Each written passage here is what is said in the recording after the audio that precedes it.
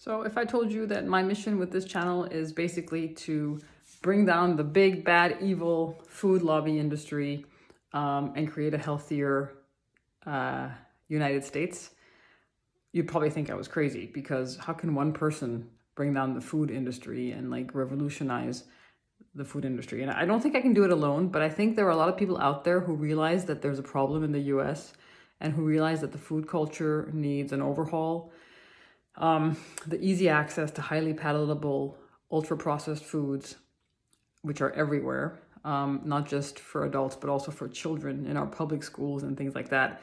That to me is a huge problem. And I think something needs to be done. And I think it needs to be done on a policy level, on a government level, but I think it starts with the people. I think it starts with grassroots. I think it starts with small pockets of places in the country where people try to make a real change.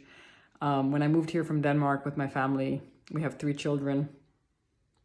I was very surprised to see that, for example, in our kids' schools, when the teachers wanted to buy something for them that was like a treat, they'd buy donuts and they'd feed them donuts. And in Denmark, that was like unheard of. That would never ever happen. Like if the teachers wanted to give the kids a treat, they'd maybe give them like fresh fruit or maybe like a little fruit bar or something, but never donuts, never like something as big and unhealthy as that. And if you are going to give the kids donuts, then at least give them like the little munchkins. It doesn't need to be like a huge donut. Like the obesity epidemic in this country is such a big problem that honestly, I think very few kids really need donuts in school.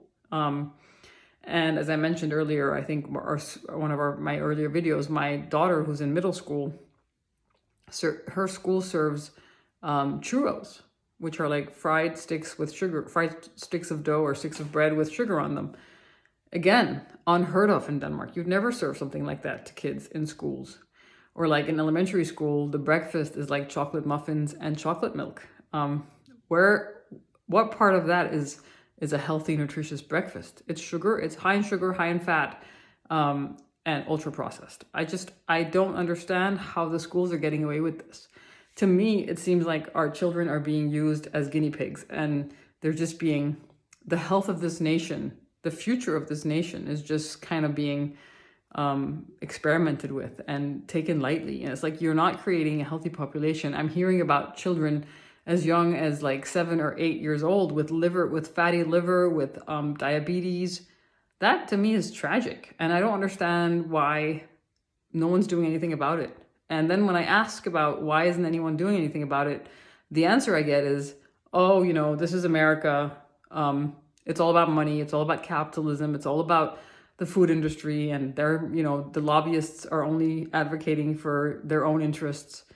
And then I'm thinking, well, okay, but then the government should do something about it. Why don't the US people, the people in this country, hold their governments accountable? Because the government needs to do something on a policy level to change the way food is in public schools. I think it also needs to change the way society is set up. I mean, distances are so big. Everybody has to go everywhere by car. Even in the cities, if you want to go, unless you live in a very big city, in the evenings, if you want to go for a walk, there's no street lights, there's no sidewalks, it's just, the society is not conducive to going outside and being active unless you go to a gym or to a like national park or something. But to just go for a walk outside or go for a run outside, it's really hard to do without sidewalks and without street lamps.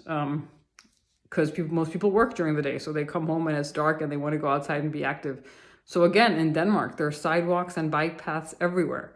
And I'm not saying Denmark is a perfect country, but I'm just saying that there's a lot of issues that need to be looked at if the people in this country are going to sort of reverse their health and start to reverse the trends that we're seeing with the high rates of obesity, cardiovascular disease, diabetes, etc. The rates are higher in this country than they are in any other country in the world. I think I can safely say that for almost all of these chronic diseases.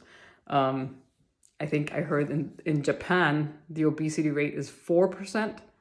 In this country, it's over 40%, 10 times as much.